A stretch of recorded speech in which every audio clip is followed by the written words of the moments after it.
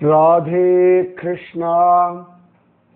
जय बोलो सीता रामचंद्र भगवान की जय। श्री राम जय राम जय जय राम। श्री राम जय राम जय जय राम। श्री राम जय राम जय जय राम। श्री राम जय राम जय जय राम। जय बोलो सीता रामचंद्र भगवान की जय। जय बोलो राष्ट्रगुरु समर्थ रामदास स्वामी की जय। जय बोलो स्वराज्य सिंहासनाधिपति छत्रपति शिवाजी महाराज राजे की जय। समर्थ रामदास எவ்வளவு அழகா ஒவ்வொரு சிஷ்யாலையும் அவர் பக்குவப்படுத்துறார் அப்படின்னு பார்த்துட்டு இருக்கோம். ஏன்னா வாழ்க்கையில நாம பக்குவப்படுறது ரொம்ப முக்கியம். பல சந்தர்ப்பங்கள்ல நாம ஒரு கற்பனையில போய் மாட்டிக்கிறோம். கற்பனை வேற, யதார்த்தம் வேற. அதுவும் பக்தியில கற்பனை சாதாரணமா வந்துடும். ஒரு குரு நம்மளுடைய கற்பனைகளை உடைச்செறிஞ்சு நமக்கு யதார்த்தத்தை உள்ளபடி புரிய வைப்பார். யதார்த்தத்தை உள்ளபடி ஒத்துக்கொள்றவர்கள், ஏற்றுக்கொள்பவர்கள், புரிந்து கொள்பவர்கள், அவர்களுக்கு தான் பக்தியினுடைய ஆழம் புலப்படும். கற்பனை ஒரு எல்லைக்கு மேல அழிச்சுட்டு போகாது. கற்பனை தவறான வழியையும் காட்டி கொடுத்துடும். கற்பனை பல சந்தர்ப்பங்கள்ல குழப்பத்துல கொண்டு போய் விட்டுடும். யதார்த்தத்தை உள்ளபடி உணரும் பொழுது, ஏற்றுக்கொள்ளும் பொழுது வாழ்க்கையே நன்னா இருக்கும். சத்ரபதி சிவாஜி எல்லாம் கற்பனையில கிடையாது, யதார்த்தத்துல இருந்தான். அதனாலதான் எல்லா சூழ்நிலைகள்லையும் அவன் அழகா சந்திச்சான், ஜெயிச்சான். எல்லா சூழ்நிலைகளுமே வாழ்க்கையில நம்மள அழகா பக்குவப்படுத்துறது. அதனால பக்குவப்படணும். புரியுறதா? பக்குவப்படுறது ஒண்ணுதான் நமக்கான சுலபமான வழி. உலகத்துல ரொம்ப கஷ்டமே பக்குவப்படுறது தான். ஆனா பக்குவப்படணும்.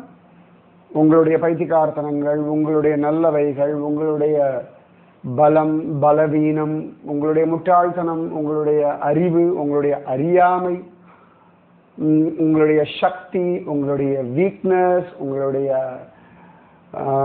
புத்தி சாதுரியம், உங்களுடைய முட்டாள்தனம், எல்லாமே தெரியணும். உங்களை பற்றிய ஒரு தெளிவு உங்களுக்கு வரணும். அதே போல உலகத்தை பற்றிய ஒரு தெளிவு வரணும். குருவை பற்றிய ஒரு தெளிவு வரணும். தெய்வத்தை பற்றிய ஒரு தெளிவு வரணும். இதெல்லாம் சேர்ந்துதான் பக்தி. வெறும் ஒரு அதிசயங்கள், அற்புதங்கள் அதை மட்டும் எதிர்பார்த்துட்டு இருந்தா அது பக்தியில வராது. ஏமாற்றத்துல கொண்டு போய் விட்டுடும். பாகவதம், ராமாயணம் எல்லாத்துலயுமே பார்க்கலாம். எல்லாருடைய வாழ்க்கையிலையும் எல்லாம் உண்டு. மான அவமானங்கள், சுகதுக்கங்கள், லாப நஷ்டங்கள், சரியா? எல்லாம் சேர்ந்து தான் வாழ்க்கை. இதுல தெய்வ அனுபவத்தை உணரணும். நம்ம சரியா புரிஞ்சுக்கணும். பாகவதம், ராமாயணம், பக்த சரித்திரம், மகாத்மாக்களுடைய வைபவம், இது எல்லாமே அழகா புரிஞ்சுக்கிறதுக்கு முயற்சி பண்ண, கற்பனையில போயிடக்கூடாது. நிறைய இடங்கள்ல நான் இன்னைக்கு பார்த்துட்டு இருக்கேன். பக்தி அப்படின்றது ஒரு கற்பனையா இருக்கு. தான் நினைக்கிறது தான் பக்தி அப்படின்ற ஒரு நினைப்பும் இருக்கு. அது மாறணும். சமர்த்த ராமதாசர் அழகா அந்த மூட நம்பிக்கைகள்ல இருந்து மனிதர்களை வெளில கொண்டு வரார். மனிதர்களுக்கு பெரிய கஷ்டம், அவர்களுடைய மூட நம்பிக்கைகள்லாம் பைத்திகார்த்தனம்னு ஒத்துக்கொள்ள முடியாது. அதை ஒத்துக்க வைக்கிறதே பெரிய சாதனை. நிஜமாவே நம்முடைய இல்யூஷன், டெல்யூஷன் சொல்லுவா, கற்பனை, ஒரு கனவு, இதெல்லாத்தையும் தாண்டினது பக்தி அப்படின்னு புரிய வைக்கணும். ஆனா பல சந்தர்ப்பங்கள்ல நம்முடைய ஆசைகள் இதெல்லாமே பக்தியில கொண்டு வந்து பகவானுடைய விஷயமா கலந்துடுவோம். பக்திய பக்தியாக பார்க்கணும். நம்ம நேற்று கூட பார்த்துட்டு இருந்தோம், சமர்த்த ராமதாசர் எப்படி ஒவ்வொரு சிஷ்யாலையும் ஒவ்வொரு விதமா ஹேண்டில் பண்ணார்னு பார்த்துட்டு இருந்தோம். அப்ப கூட நம்ம கல்யாண் சுவாமி விஷயம் பார்த்துட்டு இருந்தோம். ராத்திரி கல்யாண் சுவாமி சமர்த்த ராமதாசருடைய காலை பிடிச்சு விடுறார். அப்ப சில திருடர்கள்லாம் ஆசிரமத்துக்குள்ள ஸ்டோர் ரூம்ல நுழைஞ்சுட்டார்கள். கல்யாண் சுவாமியுடைய கவனம் அங்க திரும்புறது. அப்ப சமர்த்த ராமதாசர் கேட்கிற, என்னடா கண்ணா, என்ன ஆச்சு விஷயம், என்ன ஸ்ரத்த மாறுறது அப்படின்னு கேட்கும் பொழுது கல்யாண் சுவாமி சொல்றார், சுவாமி சில திருடர்கள்லாம் நம்மளுடைய மഠத்துல நுழைஞ்சிருக்கா அப்படின்னு ஒண்ணு சமர்த்த ராமதாசர் சொல்றார். சரி, என்ன பண்ணலாம்? அப்ப கல்யாண் சுவாமி சொல்றார், சுவாமி அவளை தடுக்கணும். சமர்த்த ராமதாசர் சிரிக்கிறார். ஏடா, நம்ம பொருளாடாது, நாமெல்லாம் சாதுக்கள், விரக்தர்கள், சந்நியாசிகள், எதை நீ பாதுகாக்க போறாய்? அதெல்லாம் மக்கள் கொடுத்ததாச்ச, அதை பத்தி அதுல உனக்கு என்ன பெரிய அபிமானம்? இப்படி சொல்றார் சமர்த்த ராமதாசர். இப்ப கல்யாண் சுவாமி சொன்னார், சுவாமி அது மக்கள் கொடுத்தது இல்லையா, அப்ப பாதுகாக்கணுமே. மக்கள் அங்க மடத்துக்காக தானியங்கள்லாம் கொடுத்துருக்கா. தானியம் தானடா, பசிக்கிறது எடுத்துட்டு போறா. சுவாமி தானியம் மட்டும் இல்லை, மடத்துக்காக அவரவர்கள் கொடுத்த பணம், சில பொருட்கள்லாம் கூட அங்க இருக்கு. சரிப்பா,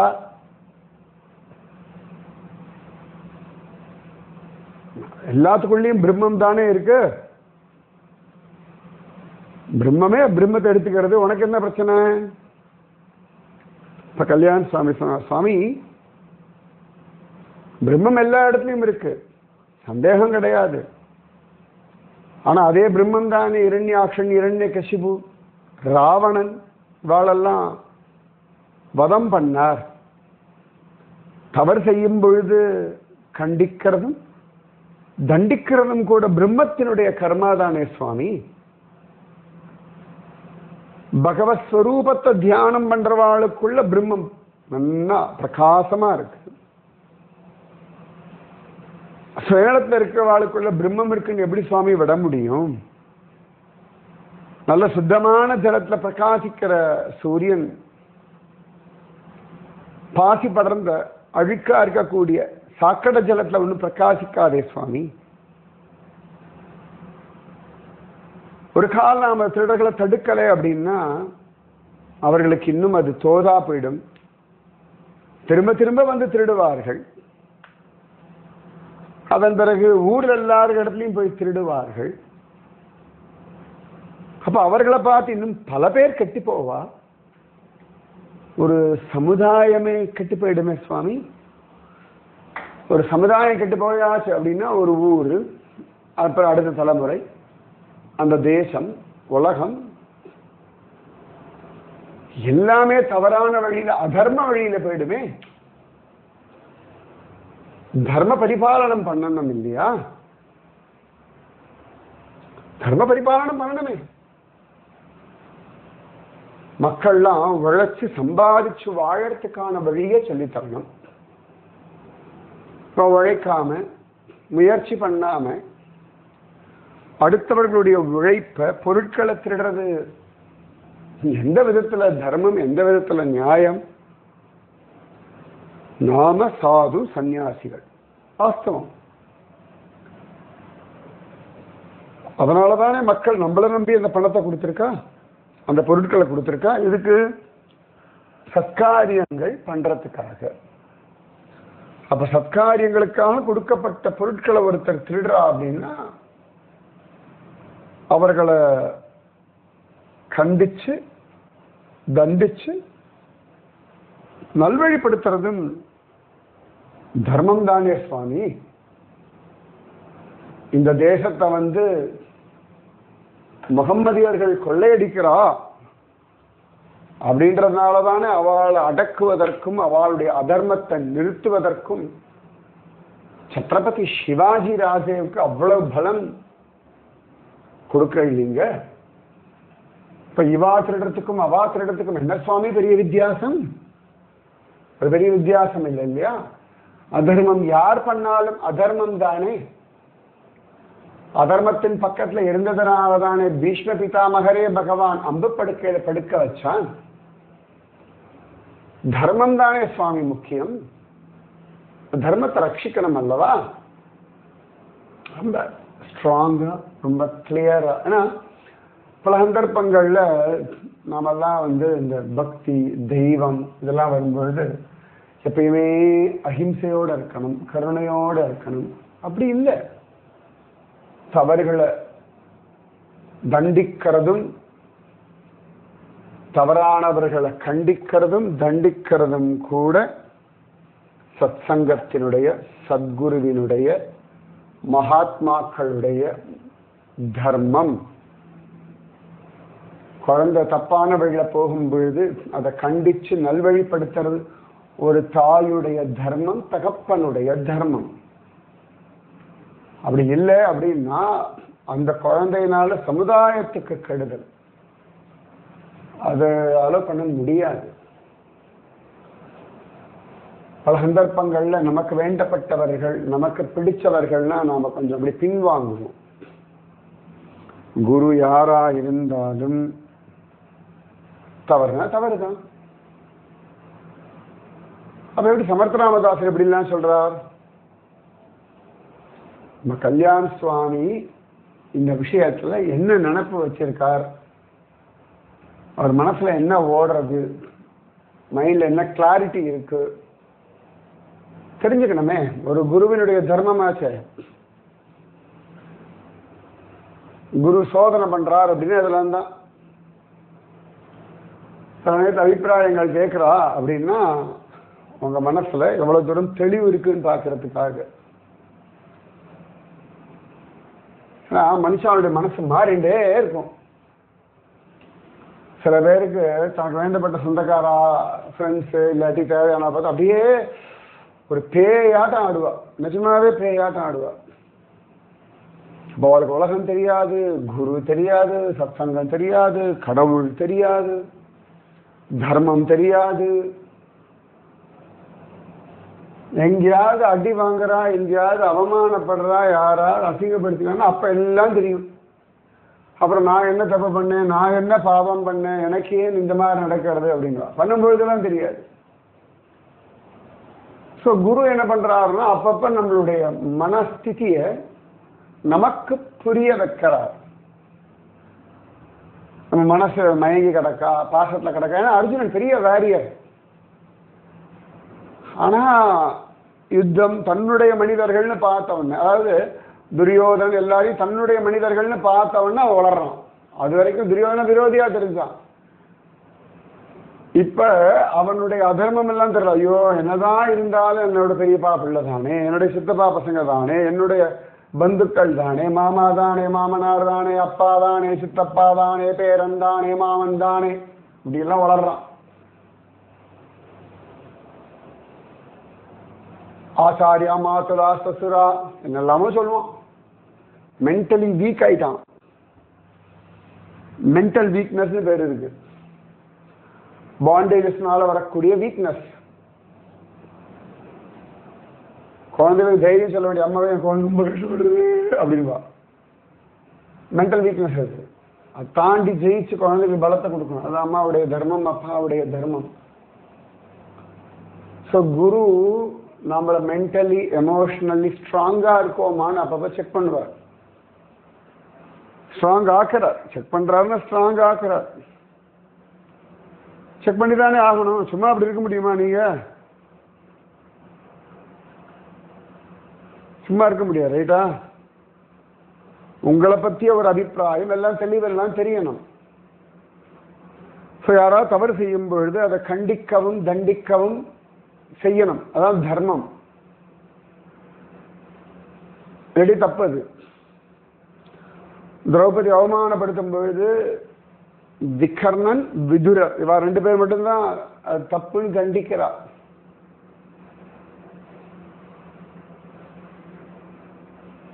சமத்ராமதாசர் ரொம்ப சந்தோஷா, பேஷ் பேஷ் கல்யாண சுவாமி, ஜோடா பயல, என்ன பண்றதா உத்தேசம் சொல்லு அப்படின்ற. கல்யாண சுவாமிக்கு பெருமை அப்படியும் பெருமையும் வரல. அப்ப தன்னுடைய நினைவுகள் சரி, குரு இதை ஆமோதிக்கிறார். அவ்வளவுதான். ஐயோ குரு என்ன பரிசு வைக்கிறாரு, நான் தோத்து போயிட்டேனா, நான் பாஸ் ஆகிட்டேனா, ஒருவேளை குரு என்னை விட்டுட்டு போயிட்டாருனா, இப்படி பேசினே இருக்கலாம். என்ன உளரப்படாது. தவறு செஞ்சா தப்பா நடக்கிறதுனா நிஜமாவே குரு ஒதுங்கத்தான் செய்வார். திரும்பினா நெருங்கித்தான் வருவார். ஒதுங்கிறதும் நெருங்கிறதும் உங்களுடைய குணங்களை பொறுத்து இருக்கு, உங்களுடைய கர்மாக்களை பொறுத்து இருக்கு, உங்களுடைய எண்ணங்களை பொறுத்து இருக்கு. நீங்க போனா எப்படி வேணா இருப்பே, குரு ஒரே மாதிரி இருக்கணும் நடக்காது. வாய்ப்பே கிடையாது. உங்க பிள்ளைகள் எல்லாம் உங்களை அசிங்கமா 10 பேர் அறிவு இருக்கா, உனக்கு புத்தி இருக்கா, நீ எல்லாம் ஒரு அம்மா வாடி அப்படின்னு கேட்டுக்கோங்க. அந்த குழந்தைய ஐயோ என் குழந்தை சமத்தா பேசுறது என்னமோ தெரிஞ்சு சொல்லுவோமா என்ன, முகத்தை கூட திரும்பி பார்க்க மாட்டோம். என் கணவனா இருக்கட்டும், மனைவியா இருக்கட்டும், பந்துவா இருக்கட்டும், யாராவது ஒழுங்கா பிஹேவ் பண்ணல அப்படின்னா நம்மளுடைய ரியாக்ஷன் வேற மாதிரி தான் இருக்கும். அது என்ன, குருனா மட்டும் எப்பொழுதுமே இதெல்லாம் பண்ணப்படாதுன்னு சமத்தா இருக்கணும், புரிஞ்சுக்கணும். புரிஞ்சுதா? இப்படி நடந்துக்கிறது சரியா? இப்படி எல்லாம் கேட்டுன்னா இருக்க முடியாது. கண்ணே மணியே முத்தே வைரமே வைடூரியமேன்னு என்ன அப்படின்னு கேட்கவும் செய்வான். தப்புனா தப்பு தானே, திரும்பத்தானே வேணும். டாக்டர் எப்பொழுதுமே அதிக சக்கரை சாப்பிட்டாளா, ஓ அதனாலதான் சக்கரை ஜாஸ்தி ஆயிடுதா, ஓ கல்யாணத்துல நல்லா ஸ்வீட் சாப்பிட்டேளா, சரி சரி சரி, ஓ போன வாரம் உங்க பேத்தியோட பிறந்த நாளா கேக் சாப்பிட்டேளா, ஓ ஓ ஓ நேத்தி உங்க ஃப்ரெண்டோட பொண்ணோட கல்யாணமா, ஓ அதுக்கு போயிட்டு வந்து அல்வா சாப்பிட்டேளா, சரி சரி அதனாலதான் 600 வந்திருக்கான், சரி பரவாயில்ல கவலைப்படாதீங்க பார்த்துக்கலாம் அப்படின்னா அறிவு இருக்கான்னு தான் கேட்பாரு டாக்டர். யாருக்கு வேணா கல்யாணம் இருக்கட்டும், பிறந்த நாள் இருக்கட்டும், உன் வாயை நீ கட்ட வேண்டியதானையா, வெக்கம் இல்லாம எல்லாத்தையும் சாப்பிட்டு உடம்பு கிடந்து இங்க என்ன பேச்சு வேண்டி கிடக்கு இப்படிதான் கேட்பாரு டாக்டர். அப்படி கேட்டாத்தான் நல்ல டாக்டர். அப்படியா, சரி சரி, இன்னொரு 2-3 நாள் ஃபங்க்ஷன் இருக்கா, சரி சரி நல்லா சாப்பிடுங்களே, கிடைக்கிற ஸ்வீட் எல்லாம் ஜோரா சாப்பிடுங்க அப்படின்னு சொன்னாரோ அந்த டாக்டர் இல்லை. நான் சொந்தக்காரா கிட்ட மயங்கிட்டேன், அவ சொல்றதெல்லாம் கேட்டுட்டு இருந்தேன், அறிவு இல்லையான்னு கேட்பா குரு.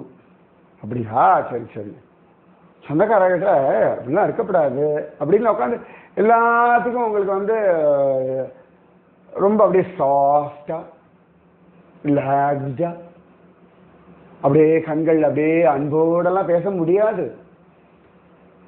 சில சமயங்கள்ல ஒரு கத்தணும்னா கத்தணும், ஒரு அடி அடிக்கணும்னா அடிக்கணும், ஒதுக்கி வைக்கணும்னா ஒதுக்கி வைக்கணும். நீங்க திருந்துறது தான் இங்க முக்கியம். சம்ஜா? புரிஞ்சுதா? சமர்த்த ராமதாசர் நான் சொன்னேன் குச்சி வச்சு வெளுத்து வாங்கி வேற நேற்று கூட சொல்லிட்டு இருந்தேன்ல. கல்யாண சுவாமி முதல்ல சுவாமி அவளை போய் பிடிக்கணும், புடுறா போடா அப்படின்ட்டார். உடனே கல்யாண சுவாமி டக்குன்னு கிளம்பினார். சமர்த்தராமதாஸ் ரொம்ப சந்தோஷம். பரவாயில்ல பய சரியா இருக்கான். அதாவது நான் வளர்த்தேன்ல அந்த திமிரெல்லாம் வரவே வராது குருவுக்கு.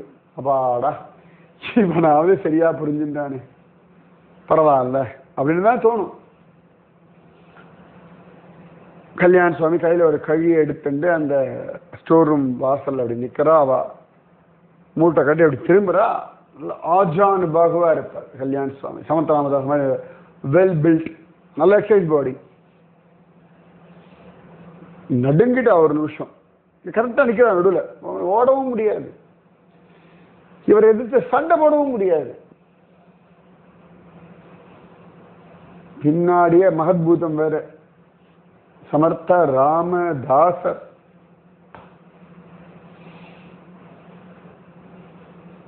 அவர் இன்னும் வெல் பில்ட் வேற, தாடியும் மீசையுமா ஒரு கோமணத்தை கட்டிட்டு கையில தடி வச்சு அவரு நிக்கிறார். கல்யாண சுவாமியா சாதாரணமா பார்க்கிற சமர்த்தராமதாவுடைய புருவத்தை சுருக்கி ஒரு பாறை நடுங்கிறானுங்க. சமர்த்தராமன் நிக்கிறார், ஒன்னும் பேசல. கல்யாண சுவாமி யாரா நீங்க எதுக்குறா திருடுறீங்க, எங்க வந்து திருடுறீங்க, என்ன மதத்தை திருடுவீங்களா, திருடுவீங்களோ? அப்படியே மூட்டை கண்ண கீழே போட்டாங்க. ஐயா சாமிங்கோ மன்னிச்சிடுங்கோ, வேற பழப்பு இல்லை, வாழ வழி தெரியல, அதனால திருடுறோம். அந்த கல்யாண சுவாமியுடைய பார்வை காம்பீரியம். கல்யாண சுவாமி காலில் விழுந்துட்டா. நீங்க ஏதான ஒரு நல்ல வழி காட்டுங்கோ, நிச்சயமா நாங்க திருந்தோம். கல்யாண சுவாமி என்ன பிடி வெட்டினோன்னு வசனமோ, உழைக்கிறதா கை கால் நல்லா இருக்குல்ல, உழைக்க தெரியாதோ? குடும்பம் மனைவி குழந்தை எதையான ஒரு கணக்கு சொல்லணும், ஏதான ஒரு கதை சொல்லணும்ல.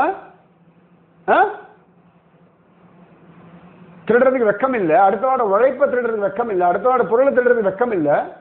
என்ன நினைச்சுட்டு இருக்கீங்க? பின்னாடி சமர்த்தராமதாஸ் நிற்கிறார். கல்யாண சுவாமிக்கு நன்னா தெரியும்.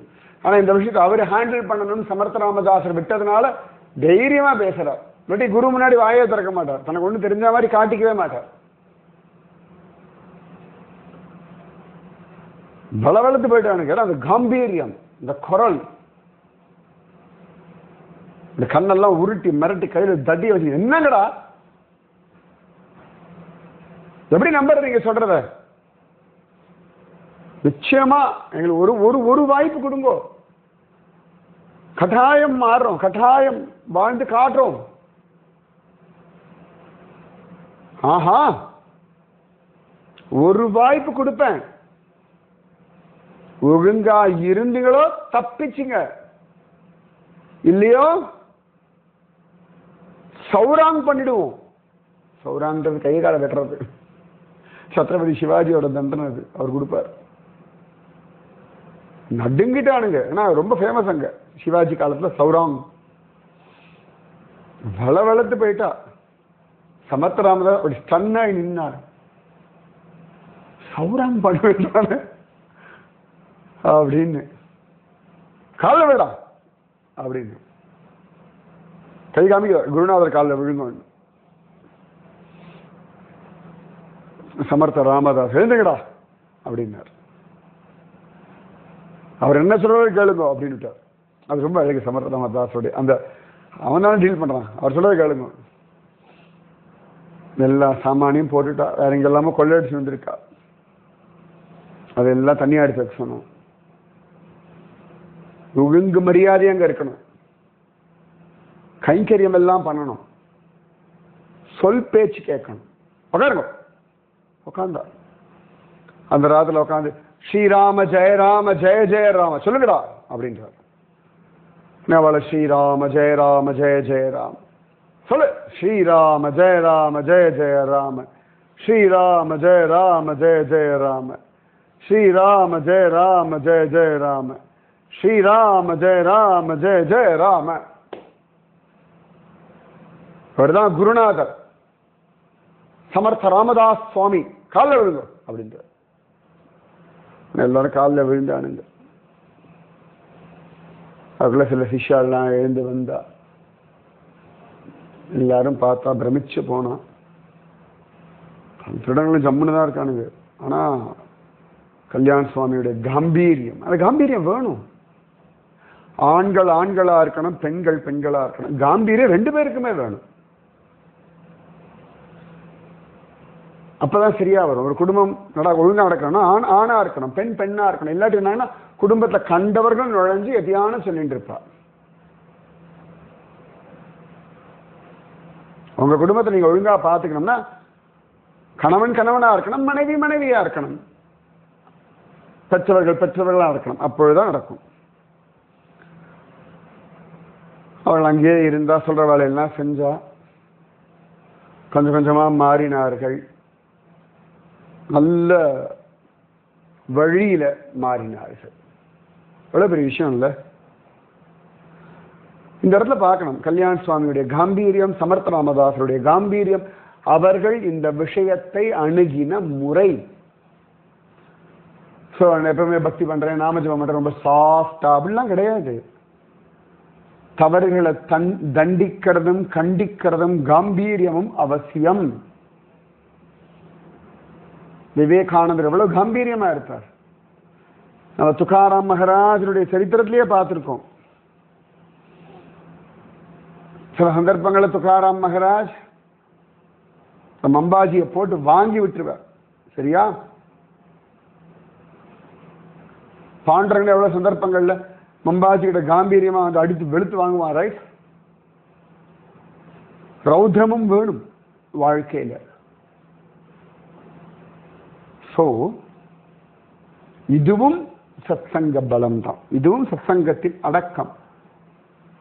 உங்களுக்கு தைரியத்தை சொல்லிக் கொடுக்கறதும், காம்பீரியத்தை சொல்லிக் கொடுக்கறதும், அதர்மத்துக்கு பொங்கி எழ வைக்கிறதும், தர்மத்தை காப்பாற்றுறதுக்காக சண்டை போடுறதும் உங்கள் தர்மம். இதை சொல்லிக் கொடுக்கறதும் குருவினுடைய தர்மம்.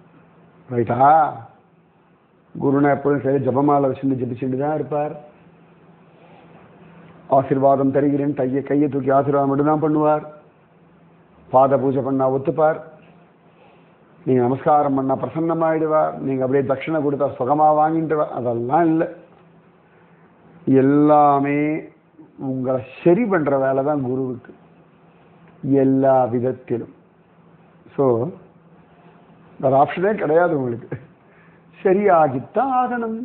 சரி ஆயிடுங்கன்னா இல்லைன்னா கோபமும் வரும், திட்டும் வரும், கண்டிப்பும் வரும், தண்டனையும் வரும்.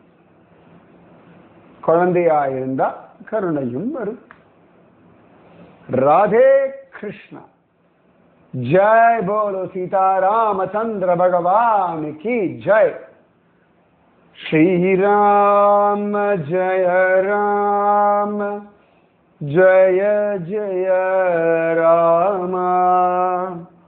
श्री राम जय राम जय जय